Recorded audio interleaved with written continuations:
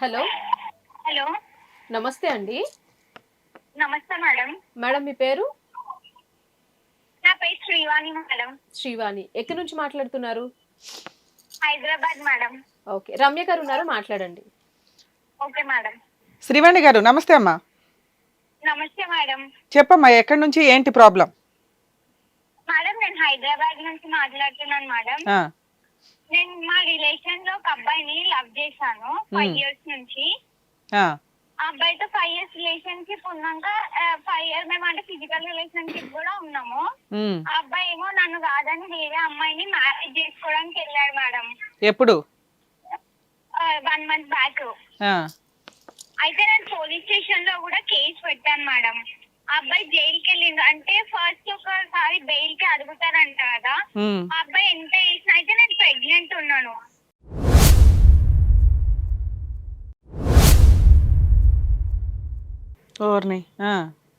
నేను ప్రెగ్నెంట్ ఉన్నాను మేడం. మీరు ఏం చేస్తారమ్మా? నేను బీటెక్ అయిపోయింది మేడం నాది. అబ్బాయి ఏం చేస్తాడు?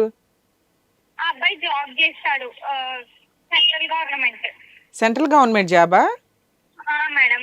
రిలేటివ్సే అన్నావు, మరి పెళ్లి చేసుకోపోవడానికి కారణం ఏంటి? మీ ఇద్దరి మధ్య ఏం గొడవ వచ్చింది? మా ఇద్దరి మధ్య ఏం గొడవ రాలే మేడం. వాళ్ళు మా రిలేటివ్స్ కానీ ఫ్యామిలీ ఇష్యూ ఉంది మేడం. మరి ఫ్యామిలీ ఇష్యూ ఉంటే పెద్దవాళ్ళు ఒప్పుకుంటారా లేదా అని ముందే తెలుసుకోవాలి కదమ్మా. పెద్దవాళ్ళు ఒప్పుకొని సంబంధాలు చూసుకొని. ఇంట్లో వాళ్ళు ఓకే ఉండే, ఇంట్లో వాళ్ళు ఓకే ఉండే. ఆ అబ్బాయి వాళ్ళు ఏమన్నాడంటే నాది అంటే నా స్టడీ కంప్లీట్ అయినాక నేను కన్విన్స్ చేసి చేసుకుంటా అని చెప్పేసి అన్నాడు. జైలుకి కూడా వెళ్ళిండు 45 days. మొన్న ఒక 3 days బ్యాక్ బెయిల్ పైన వచ్చిండు. వాళ్ళ మదర్, నేను ఇట్లా ప్రెగ్నెంట్ ఉన్నాను కదా, వాళ్ళ మదర్ కి DNA కావాలంట మేడం.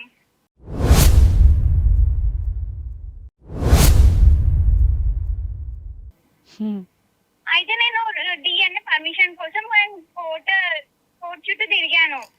అయితే ఇవ్వలేదు పర్మిషన్ నాకు. అంటే నాకు ఒక పబ్లిక్ ప్రాసిక్యూటర్ ని పెట్టారు. పబ్లిక్ ప్రాసిక్యూటర్ పెడితే మేడం లీవ్ లో ఉంది. పబ్లిక్ ప్రాసిక్యూటర్ మేడం లీవ్ లో ఉంది. ఇంకా నా కేసు ఎవరు అప్పటిలోపు నాకు పర్మిషన్ వచ్చేలోపు ఆ అబ్బాయి బెయిల్ తీసుకుని బయటకు వచ్చేసేసిండు. వాళ్ళు ఎంత కన్విన్స్, మా రిలేటివ్స్ మేడం, వాళ్ళు ఎంత కన్విన్స్ అయినా కన్విన్స్ అవ్వట్లేరు వాళ్ళు. చాలా ఎన్నో మంత్ అమ్మా ఇప్పుడు నీకు? 5 months మేడం. 5 months. మేడం. అంటే ఇప్పుడు నువ్వు DNA టెస్ట్ చేసుకొని ప్రూవ్ అయితే అతన్ని ఇచ్చి పెళ్లి చేస్తామా అన్నారా మీ అత్త? అన్నది మేడం. ఒకవేళ ప్రూవ్ అవ్వకపోతే కేసు ఎట్లాగో ఇదవుతుంది కదా అని వాళ్ళ ఇది. సరే, నువ్వు ఇప్పుడు ఈ అబ్బాయి తోటే ఫిజికల్ రిలేషన్ లో ఉన్నావు, లవ్ చేశాను అంటున్నావు. అబ్బాయికి కూడా తెలుసు మేడం ఆ విషయం. ఆ అబ్బాయి కూడా నాకు నమ్మకం ఉంది కానీ మా మమ్మీకి లేదు కదా అంటుండు. సరే, వాళ్ళ అమ్మకి లేదు, మీరిద్దరు కదా లవ్ చేసుకున్నది. మరి అబ్బాయి పెళ్లి చేసుకోవచ్చుగా, జైలు దాకా ఎందుకు వెళ్ళాడు?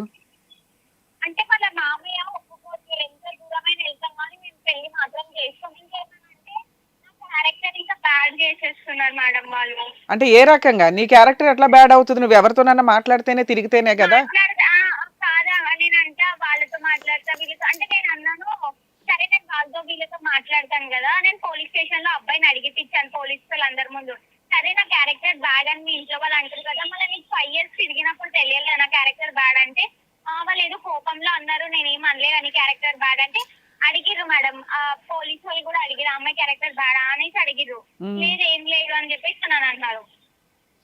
కాదమ్మా, ఇక్కడ నువ్వు చెప్పండి.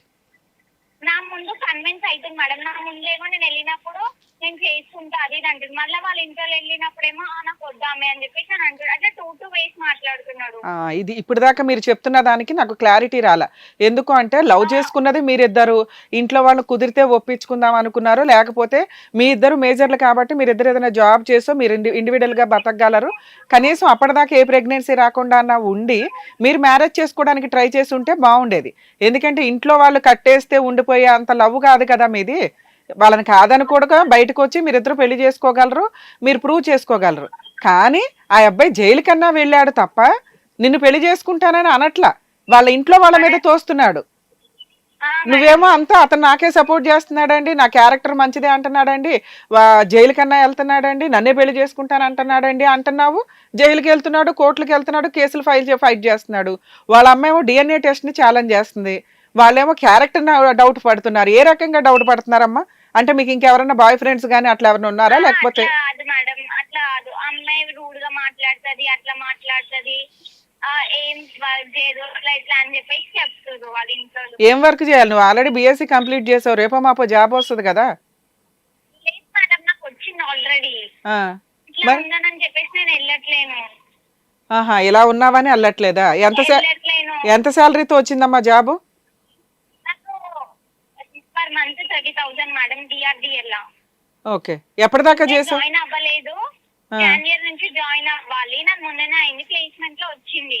ఓకే, జాయిన్ అవ్వాలనుకున్నాను. నేను జాయిన్ అంటే యాక్చువల్ గా నాకు హెల్త్ ఇష్యూ ఉండే మేడం. ఏ అయితే హెల్త్ ఇష్యూ అంటే నాకు బ్లడ్ లేక పీరియడ్స్ ఒక్కొక్కసారి మిస్ అయినాయి అనమాట. ఆ, అయితే పీరియడ్స్ మిస్ అయితే నేను ఏమనుకున్నా, ఇప్పుడు ఒక 2 మంత్స్ మిస్ అయినుండే. మిస్ అయితే నేను హాస్పిటల్కి వెళ్తే వాళ్ళు ఏమన్నారంటే, లేదమ్మా నీకు ఐరన్ లేదు, బ్లడ్ అంతా తక్కువ ఉంది, సో అదే అని చెప్పేసి అన్నాడు. ఆ 2 మంత్స్ తర్వాతనే ఇట్లా చేసిండు. చేస్తే నేను పిఎస్ లో కంప్లైంట్ పెడితే వాళ్ళు టెస్ట్ కి పంపిస్తారు కదా మేడం. ఆ, టెస్ట్ కి పంపించినప్పుడు నాకు తెలిసింది అనమాట. సో నేను అప్పుడు ప్రెగ్నెంట్ ఉన్నా అన్న విషయం. ఉమ్. వాళ్ళ మదర్ ఏమంటుందంటే, అట్లెట్లుంటావు ప్రెగ్నెంట్, ముందు నుంచి తెలియదు అంటే. నేను వాళ్ళకి ఎక్స్ప్లెయిన్ చేశాను, ఆ అబ్బాయికి కూడా చేశాను మేడం. ఆ అబ్బాయి తీసుకెళ్ళింది హాస్పిటల్ కి.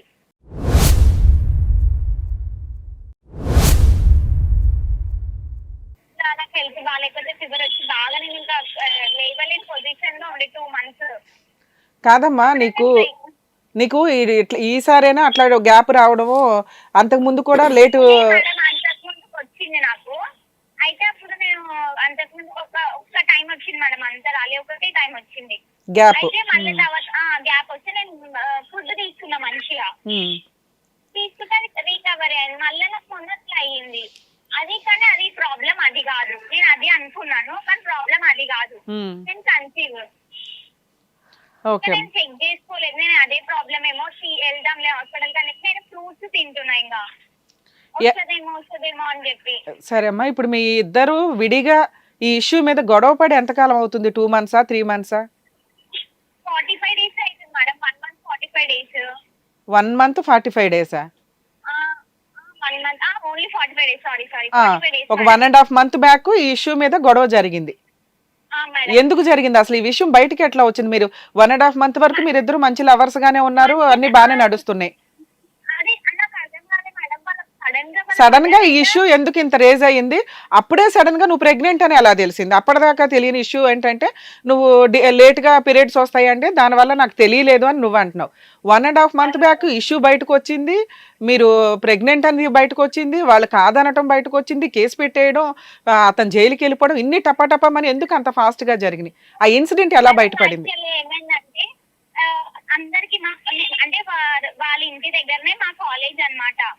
అయితే వాళ్ళ ఇంటి దగ్గర ఉన్న వాళ్ళ అంటే నాకు ఇగో రేపు ఎంగేజ్మెంట్, రేపు ఆ అమ్మాయిని బొట్టు పెట్టుకుని వచ్చే వరకు కూడా ఆయన ఏం చేస్తున్నాడు అనేది నాకు అర్థం కాలేదు. అదే నేను అడుగుతున్నానమ్మా.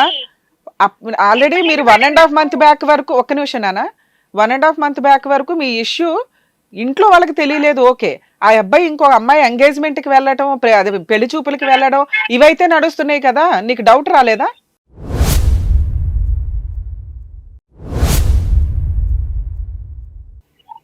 అంటే నాకు అసలు డౌట్ వచ్చేటట్టు కూడా చేయలేదు మేడం. ఇంకొకటి అప్పుడు రెగ్యులర్ అంటే నార్మల్ గా కలుస్తుంది.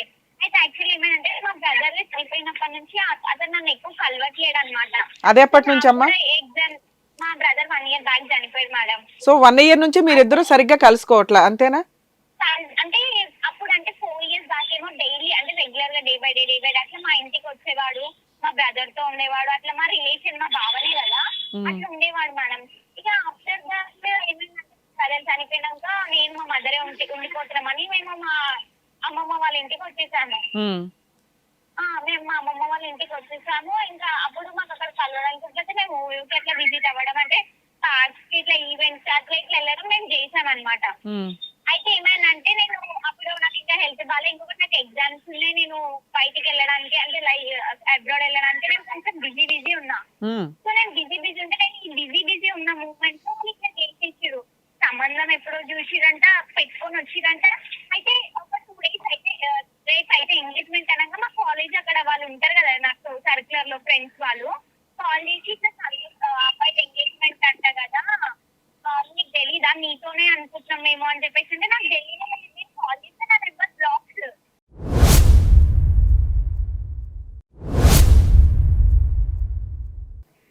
మా పేరెంట్స్ వాళ్ళకి కాల్ చేస్తే వాళ్ళ మదర్ ఉండి గలీజ్ రూమ్ వల్గర్గా మాట్లాడుతున్నారు వాళ్ళ మదర్. ఇంకేమనంటే అబ్బాయి నాకు ఫైనాన్షియల్ గా 10 lakhs పెట్టిండు 20 lakhs పెట్టిండు అని చెప్పేసి అని అంటుంది వాళ్ళ మదర్.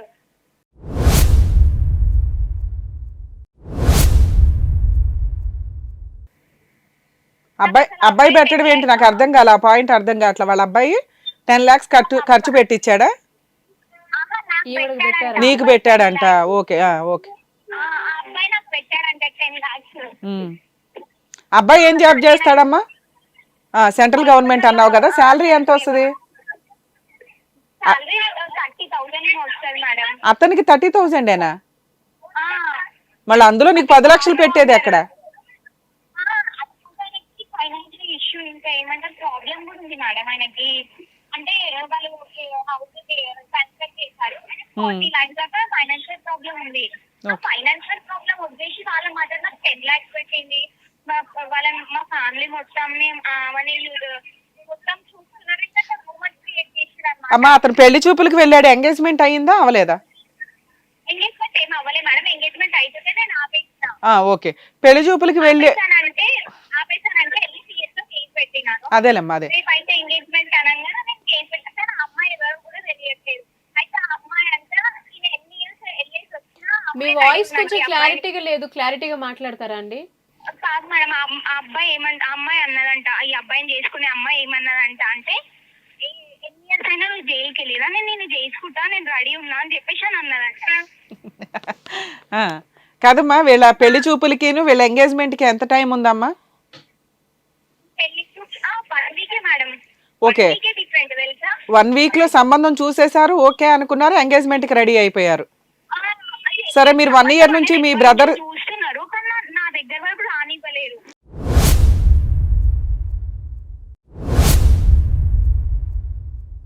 మీకు 1 year నుంచి మీ బ్రదర్ దీని వల్ల మీరు వేరేగా ఉంటున్నారు అన్నారు కదా, ఈ మధ్యలో మీ ఇద్దరు ఎన్నిసార్లు కలిశారు? ఫిజికల్ రిలేషన్ ఉందా లేదా? మేడం ఫిజికల్ రిలేషన్ చాలా సార్లు, అది మల్టిపుల్ టైమ్స్ మేడం. ఈ 1 year లో అమ్మా దూరంగా ఉంటున్నావు కదా? చెప్పండి మేడం, మేము దూరంగా ఉన్నాం అనే తెలిసి ఎప్పుడంటే ఇక్కడ మాకు ఇంట్లో కలవడానికి ఉండలేదా? అమ్మా మీ వాయిస్ బ్రేక్ అవుతుంది నాన్న. మేము ఇక్కడ అంటే మా అమ్మమ్మ వాళ్ళ ఇంట్లో ఉంటే మాకు కలవడానికి వీలు ఉంటలేదని మేము ఓయోకి వెళ్ళి విజిట్ అయ్యి కలిసాం అనమాట.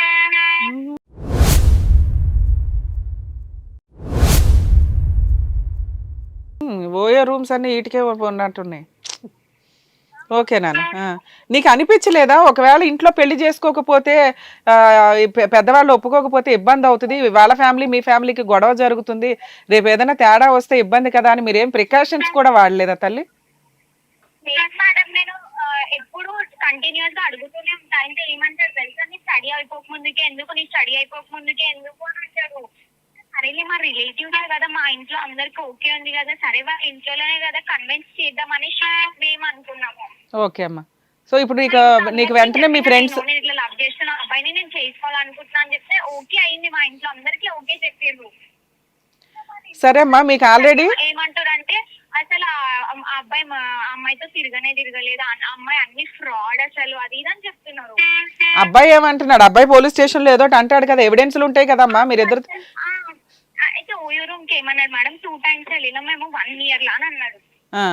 1 year సార్ వాళ్ళు కానిస్టేబుల్ సార్ ని పంపించి వాళ్ళు చెక్ చేపిస్తే 25 times వెళ్ళినట్టు ఉంది మేడం.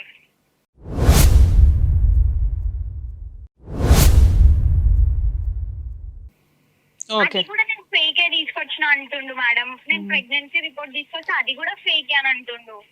ప్రెగ్నెన్సీ రిపోర్ట్ కూడా ఫేకా లేకపోతే తన వల్ల రాలేదు అంటున్నాడా? తన వల్ల రాలేదు అని వాళ్ళ మదర్ అంటుంది. ఇతనేమో అసలు అది ప్రెగ్నెన్సీయే కాదు అంటున్నాడు. ప్రెగ్నెన్సీ కాదు అసలు, నువ్వు అన్ని అబద్ధాలు చెప్తున్నావు నాకు అని చెప్పేసి అంటున్నాడు. సరే డాక్టర్ సర్టిఫికేట్ అయితే పెట్టుంటారుగా మీరు ప్రెగ్నెంట్ అని? పెట్టాను మేడం. నాకు వనసలిపురంలో హాస్పిటల్ చెక్ చేసి అక్కడ కూడా రిపోర్ట్ తీసుకొచ్చి పెట్టాను. నేను ప్రైవేట్ గా కూడా స్కానింగ్ చేయించుకున్నాను. ఓకే అమ్మా. స్కానింగ్ రిపోర్ట్ కూడా తీసుకెళ్ళాను మేడం. అది కూడా ఫేకేనంట. అసలు ఏమంటారు, నేను అమ్మాయిని ముట్టుకోలేదు అని అంటుంది.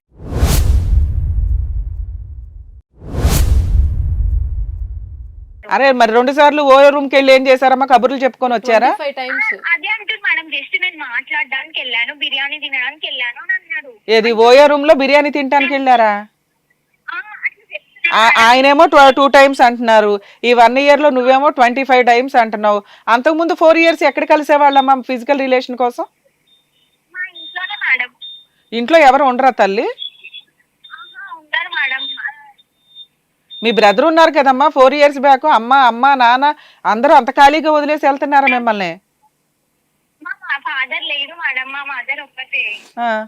ఆవిడేం చేస్తారు ఇంట్లో? మా బ్రదర్ జాబ్ కి వెళ్తాడు.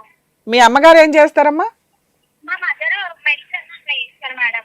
ఓకే, సో ఇంట్లో ఎవరు అందరు జాబులకి వెళ్తారు, నువ్వేమో ఇతన్ని పిలిచి మీరిద్దరు అక్కడ యూజ్ చేసుకుంటున్నారు ఇంటిని.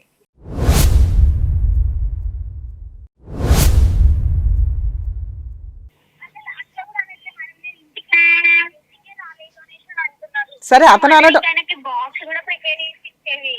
అతను అనటం ఓకేనమ్మా. నువ్వు చెప్తున్నది ఏంటంటే మీరు ఇంట్లో కూడా కలిసేవాళ్ళు 4 years బ్యాక్ వరకు, ఈ 1 year నుంచి ఓయో రూమ్స్ కి వెళ్ళారు అంటున్నారు. అవును మేడం. ఓకే నాన్న. ఇప్పుడు నీకు ఆల్రెడీ 1 week ఎంగేజ్మెంట్ ఉందనగా నీకు వెంటనే విషయం తెలిసింది, తెలియగానే పోలీస్ స్టేషన్ లో కంప్లైంట్ ఇచ్చావు. అప్పుడు కౌన్సిలింగ్ ఉంటది కదమ్మా, మీ ఇద్దరికి ఎవిడెన్స్లన్నీ గ్యాదర్ చేస్తారు. అతను మా ఇద్దరికి పరిచయం లేదు అన్నా కానీ ఫోన్ రికార్డ్స్, మీరిద్దరు దిగిన ఫొటోస్ ఇవన్నీ కూడా లైన్ లోకి వస్తాయి కదా, ఆ ఎవిడెన్స్లన్నీ ఉన్నాయా? పెట్టింది మేడం. ఫోటోస్ లేవు. ఫోటోస్ ఏమైందంటే యాక్చువల్లీ మేడం నా ఫోన్ అతనే యూజ్ చేస్తాడు. అసలు ఫోన్ సరిగ్గా వినిపించట్లేదు నాన్న. అంటే అతని ఫోన్ పగిలిందని నా ఫోన్ యూజ్ చేశాడు మేడం. ఎప్పుడు? అదే ఒక 6 months బ్యాక్. ఆ, అయితే ఆ ఫోన్ చేసాడు ఏంటంటే నేను లాక్ మర్చిపోయాను. ఆ, లాక్ మర్చిపోతే ఆ అబ్బాయి ఏం చేశాడంటే ఫోన్ మొత్తం రీఛార్జ్ కొట్టి ఇచ్చేసాడు.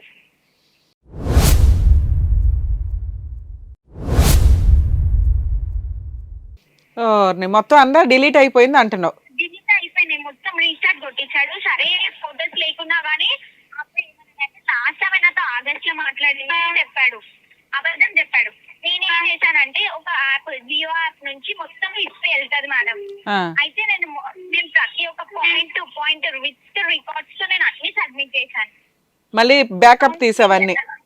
మొత్తం బ్యాకప్ తీసాను మేడం, మొత్తం బ్యాకప్ తీసాను చేశాను. అయినా కూడా వాళ్ళ మదర్ అది కాదా అబద్ధం చెప్తే అంటున్నారు. సరే అమ్మా, వాళ్ళ మదర్ సంగతి పక్కన పెట్టమ్మా. ఎంత అంటే అయినా కూడా కన్విన్స్ చేసినా నేను చేసుకోను నేను తప్పు చేయలేదు అని అంటున్నాడు.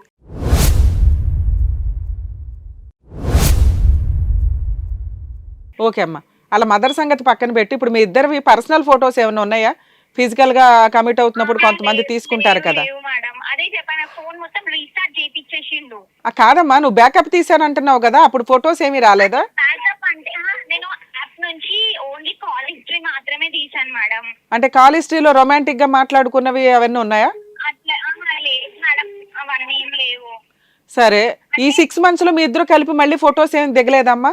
మీ ఇద్దరు ఓయో రూమ్ కి వెళ్ళారు కదా, నీకు 2 months ప్రెగ్నెన్సీ అంటే నువ్వు 2 months బ్యాక్ కలిసి ఉండాలి కదా ఫిజికల్ గా. అప్పుడేం ఫొటోస్ దిగలేదా? నీకు అప్పుడు తెలుసు కదమ్మా 6 months బ్యాక్. ఒక్క నిమిషం నాన్న, వినండి ఒకసారి. ఇట్లా భయపడుతుండే, ఎందుకు అందరు చూస్తారు ఏమొద్దా అని అంటుండే. నాన్న ఒక్క నిమిషం. 6 months బ్యాక్ వరకు అన్ని డిలీట్ అయిపోయినాయి, నీకు కోపం వస్తుంది. ఎందుకంటే అది మీ ఇద్దరు మెమరీ, స్వీట్ మెమరీస్ మీ ఇద్దరు దృష్టిలో, అవునా?